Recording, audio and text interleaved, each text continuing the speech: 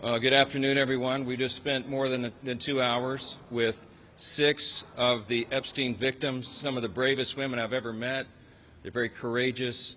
They shared their stories. Some of the ladies have shared these stories publicly before, but at least 2 of the women had never told their stories before, one for the very first time in the room. And so there were tears in the room. There was outrage. It was both, I would describe it as heartbreaking and infuriating that justice has been delayed so long. Some of the women in the room began to be groomed by Epstein and his accomplices, Ghislaine Maxwell and the others, 30 years ago. There were 4 attorneys in the room. Some of them began civil litigation against Epstein and the Epstein evils and everything associated with it 20 years ago. This has gone on for a long, long time. And they shared their stories. They shared how these brave young women, Epstein and his accomplices, stole their innocence, stole their very lives in some cases, stole their hopes and dreams and aspirations and ruined them in so many ways. But they came forward courageously to share their thoughts and their hopes in the House Oversight Committee and the House itself, that we would do this in a bipartisan fashion and seek those answers, and we will. They are owed that. There may be as many as 1,000 victims. Think of it. Hundreds and hundreds of young women who some of us imagine seated behind these 6 women. One of the members in the committee said that they speak for all of them. And it's been long, long overdue. So the objective here is not just to uncover, investigate the Epstein evils, but also to ensure that this never happens again, and ultimately to find out why justice has been delayed for these ladies for so very long. It is inexcusable, and it will stop now because the Congress is dialed in on this. I'm very grateful for the leadership of Chairman James Comer of the House Oversight Committee, who's with me here, and he's done an extraordinary job. August was a very busy district work period for so many members of Congress who were fanned out across the country in their districts doing town halls and business roundtables and constituent services. But our House Oversight Committee was working all along on their subpoenas. And I'll let him recount for you some of the great work that has already been done. But 34,000 Epstein documents have already been collected. We will not stop there. This is the beginning and not the end. And they are going through very carefully because we have 2 ultimate objectives here. We want to bring justice to every single person who was involved in the Epstein evils or the cover-up thereof, but we also want to be equally certain that we protect the innocent victims. Many of these young women, some of them are now middle-aged women, have never come forward. We do not want their names or identities to be uncovered carelessly or intentionally in any way. And so the House Oversight Committee, in a bipartisan fashion, is combing through these documents to ensure that we redact only the information related to the innocent victims themselves. We cannot be involved in subjecting them to any more harm. With that, I want to yield to our very able and very busy chairman for all the great work he's been doing, Jamie Comer. Well, thank you, Mr. Speaker. I'll just give a quick update. I think everyone knows who all we've subpoenaed thus far in the initial batch. We subpoenaed 6 former attorneys general, as well as Bill Clinton and Hillary Clinton. We've expanded that to Alex Acosta. Acosta's coming in, I believe, September the 19th, 16th or 19th. We've got that date down. I know that we'll have a lot of questions for him with respect to an earlier Epstein prosecution that he was involved in when he was U.S. Attorney. We have the documents, the initial batch that had been sent by the White House. As you know, we also subpoenaed Pam Bondi for those documents.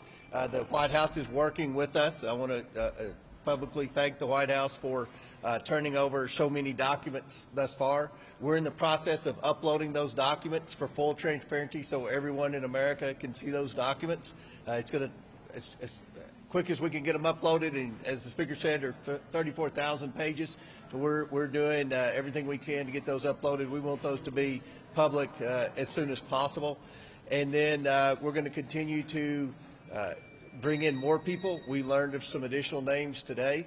We're going to do everything we can to give the American public the transparency they seek, as well as provide accountability in memory of the victims who have already passed away, as well as those that were in the room, and many others who haven't come forward. So we're sincere about this. This was a 2.5-hour discussion. It was as bipartisan as anything I've seen in the 9 years I've been here. Appreciate the speaker for giving us the authority to seek out everything that I think you all want and the people that I talk to as I travel America want. And we're going to do everything we can to get the answers and to do it as soon as possible. I yield back. Question or two? Manu, go ahead. The president has repeatedly referred to this as the Epstein hoax. You just have talked to these victims. Is it a hoax? I'm not sure what that comment refers to, but I've spoken to the president myself about this many times, and he is as insistent as we are. He is the most transparent president in memory, probably in the history of the country. As you know, he stops. If he were here now, he would stand here and take your questions endlessly. That's his mindset, and he wants the American people to have information so they can draw their own conclusions. I've talked with him about this very subject myself, so I can tell you that is his heart. Now, he also, just as we do, is insistent that we protect the innocent victims, and that's what this has been about. There'll be votes in the House this week to advance this and affirm what it's doing. We want everybody in the House wants to go on record in affirming what our Oversight Committee is doing in a bipartisan fashion. There's a discharge petition that is pending, and the reason that I was not comfortable with that and still am not comfortable with the discharge petition is because it was inartfully drafted. It does not adequately protect the innocent victims, and that is a critical component of this. So the work is being done. The Department of Justice and the administration are in full compliance with every congressional subpoena. In fact, they're moving it quickly.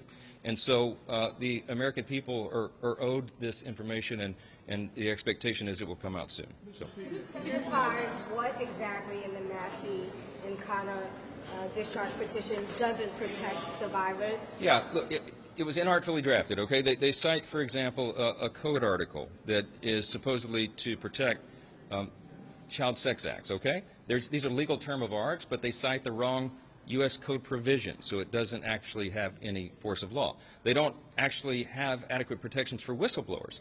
We want to encourage whistleblowers in an investigation like this, and there are standards and practices and procedures that are used in federal prosecutions and investigations and here in Congress that are not adequately stated in the discharge petition.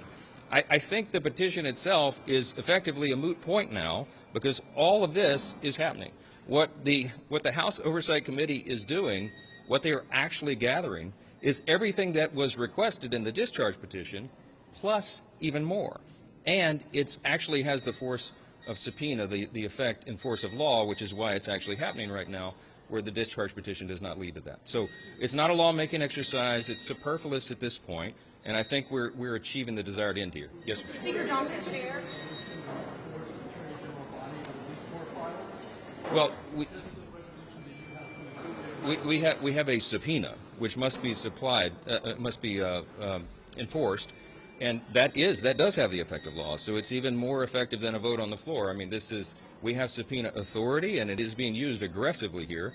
And we promised to those victims that we would continue that. They are heartened, I think, by the attention that has been given in this Congress that has not been there for many years, obviously. And I would say this, and I don't want to overstate it, my friend Jamie Comer, but I would say Republicans and Democrats in the room were dumbfounded at some points about why some of this has not been disclosed further and in greater detail. And you have the right people on it now, and we're on it. It's overdue. Go ahead. Sorry. And I also want to add, we've subpoenaed the estate, the Epstein estate, for everything too. So we're pushing forward. When I say that the yes, the intention is to get them out for public release. And when I say that the Oversight Committee's work goes further than the discharge petition, that's a great example. The discharge petition doesn't mention subpoena or gathering information or documents from the Epstein estate.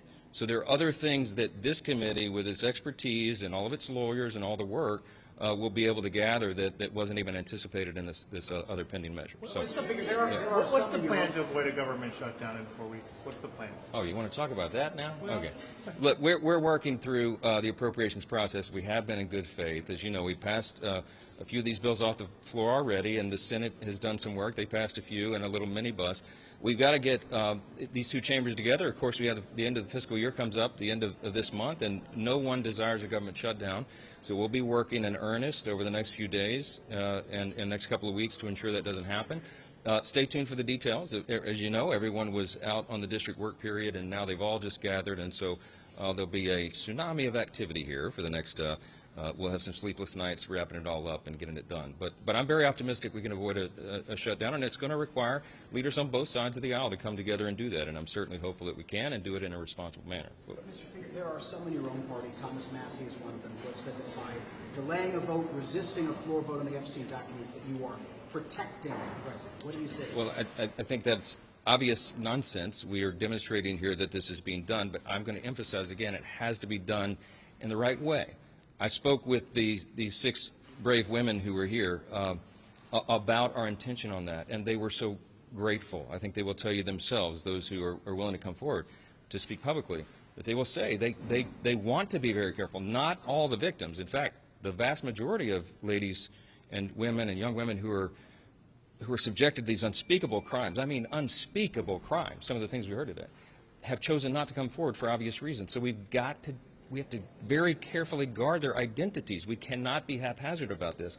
And that's the only thing that has had, if there's any delay at all, that's what the intention is. And I think you'll see that's the effect. The American people will get the information they've desired. Last question. Yeah, Congressman Garcia says that you guys had subpoenaed that birthday book where President Trump allegedly wrote a note to Jeffrey Epstein. Is that something you guys are going to share with the public and expect to see soon? I don't know about that particular item. I haven't seen a long list of specific. That's in the okay, estate. so, We've subpoenaed for all documents pertaining to the estate. And once you get it, will you release that to the We public? plan on doing that. yeah, you're going to see full We always disclosure, do. maximum transparency. That's Chairman Comer. That's what he does. Yes. Justice delayed. Does that mean you are seeking for action to get justice, or is that transparency, or does that mean you're seeking for prosecutions? I think we follow the truth where it leads. I think that's the responsibility of Congress. I think we owe that to the victims, and if there are further prosecutions, they need to be brought. No stone unturned. I mean, that's the commitment, and it's bipartisan, and I'm heartened that members of Congress are willing to work together on that. So, and look, I will say this again. I'm going to emphasize, this is full participation of the administration and the White House. The president has the same desire, so long as we're protecting the innocent victims. So there'll be a lot more on this in the coming days. So thank you all for the time. We appreciate it. Mr. Comer, do you have a better timeline on releasing